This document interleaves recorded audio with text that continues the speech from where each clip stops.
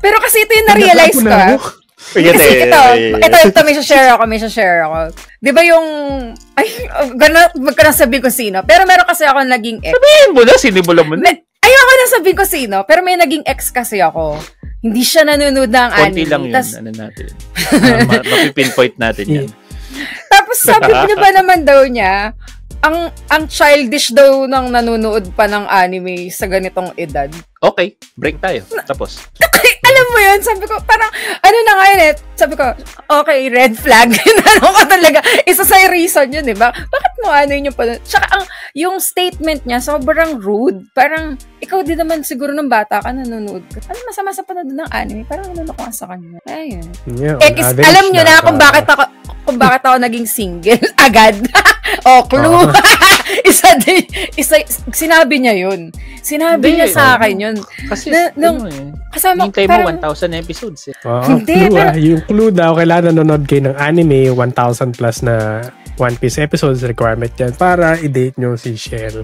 Uy, hindi na. Pero yun, di ba, ang ano kasi, sa akin, doon ko natutunan nga na, parang kung hindi kami magja-jive sa ganun, tas hindi na nga siya nanonood, tas sasabihin niya pa yung ganun na words, 'di ba? Bakit ka pa magstay sa ganung relation? Sabagay. Pero sa akin may nagalit eh.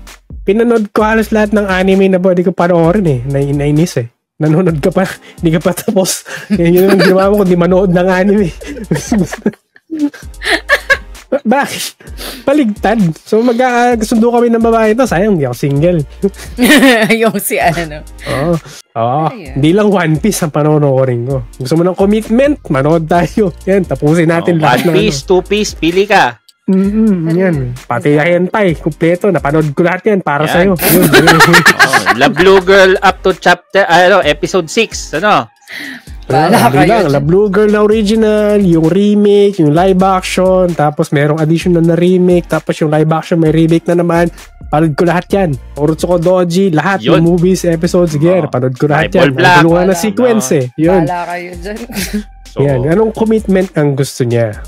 Pero yun. Bato natin ngayon, sa mga manood ng video na to, justifiable ba na para i-date ng isang babae na manood kayo ng more than 1,000 episode ng One Piece? Or yung One Piece niya gusto yung makita? Grabe na. Yung bala ka dyan.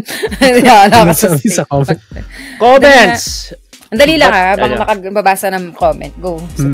Ay, grabe naman. Yung comment niya, ni Vittorio. Tsaka Detective Conan, Ox pa sabi ni Vittorio. Tapos si Prem Ab, sabi niya, whoa there! Tapos si Shadow Games, wala na ako dyan, OP anime sa manga na humahabol. Mas malayo. Yan, mas malala. So, kailangan mapanood mo yung anime at mabasa mo yung manga. Di ba? Sa latest. Ano pa ba mga mahabang mga manga yan? Basta require niya na magbasa sila ng mga seinen. Hindi natatapos yun. Hajime no Ippo. Oh my God. Di patapos yun. Oo. Dinasa ko yun Pero hindi pa rin Di patapos yun. Si Sendo, makakalaban niya na si yung Mexican na boxer. Doon ako natigil. Yun.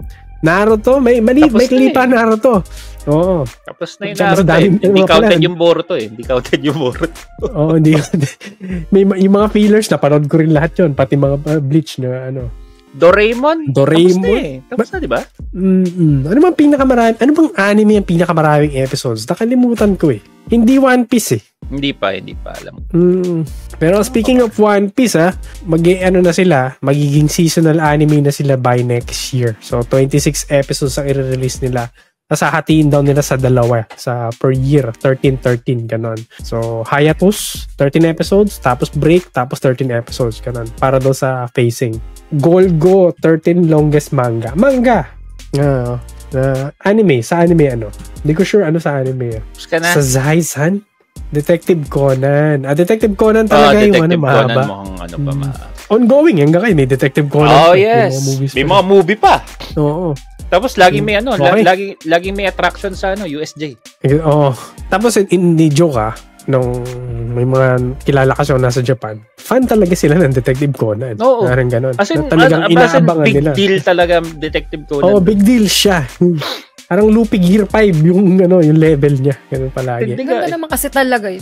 May collaboration sa local train, collaboration sa mga merch. Tuloy-tuloy Movie lang yun Ganun. Yep.